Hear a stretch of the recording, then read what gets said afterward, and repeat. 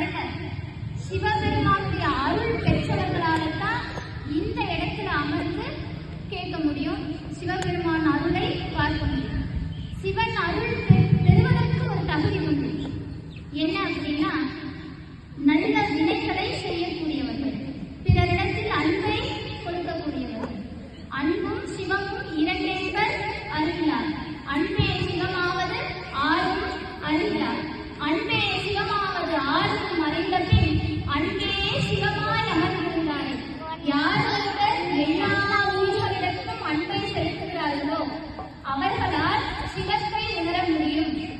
அன்பு அப்படிங்கிறது நம்மை சார்ந்தவர்களிடத்தில் கொடுப்பது இல்லை. அன்பு எல்லா உயிர்களிடத்தும், மனிதனைப் போல பிற உயிர்களிடத்திலும் அன்பு செலுத்துபவன் எவனோ அவனால் சிவத்தை உணர முடியும். இப்போ மனிதர்களுக்கு இயற்கையிலே ஒரு சுபாவம் உண்டு. என்ன அப்படின்னா, மனிதராகிய நாம் மேலே இருக்கிறோம், பிற உயிரினங்கள் அனைத்தும் நமக்காகவே உள்ளது அப்படிங்கிற இயற்கையான ஒரு அடிப்படை நமக்கு இருக்கு.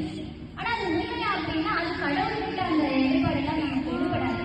ஏன்னா மனிதன் நாம எப்படியோ அதே போல மிருகமும் அவருக்கு ஒன்றுதான். அவருக்கு பேரே பசுபதீஸ்வரர். பசுனா இவ்வுலக உயிர்கள் அனைத்தும் அடங்கும். பசு அப்படின்னா இவ்வுலக உயிர்கள் இருக்கு இல்லையா, அத்தனை உயிர்களுக்கும் பசுன்னு தான் பேர். பதி அப்படின்னா இவ்வுலக உயிர்கள் அனைத்திற்கும் இறைவன் அவன் ஒருவனே. அதனாலதான் அவருக்கு பேரே பசுபதீஸ்வரர். அவர் முன்னாடி மனிதனும் ஒன்றுதான், தேவனும் ஒன்றுதான், அசுரனும் ஒன்றுதான், மிருகங்களும் ஒன்றுதான், பறவைகளும் ஒன்றுதான். நமக்கு அழகா மாணிக்க வாசகர் சொல்லியிருக்கிறார் நம்முடைய பிறப்புகளை. இப்ப நாம இந்த பிறவில மனிதனா பிறந்துட்டோம். சரி, சிவபெருமானுக்கு மொத்தம் 5 தொழில் செய்யறார் இல்லையா? படைத்தல், காத்தல், அழித்தல், அருளல், மறைத்தல், 5 தொழில்களை செய்யக்கூடியவர் இறைவன். நாம என்ன நினைச்சிருக்கோம், சிவபெருமான் ரொம்ப கேட்டா சிவபெருமான் யாரு அப்படின்னா அவர் அழிக்கும் கடவுள், முக்தியை தரக்கூடிய கடவுள் அப்படின்னு சொல்லி. ஆனா நாம கொஞ்சம் யோசிக்கணும். இறைவன் அநேகன், ஏகன் அநேகன், அவன் தான் எல்லாமே, அவன் தான் எல்லாமே. அவன்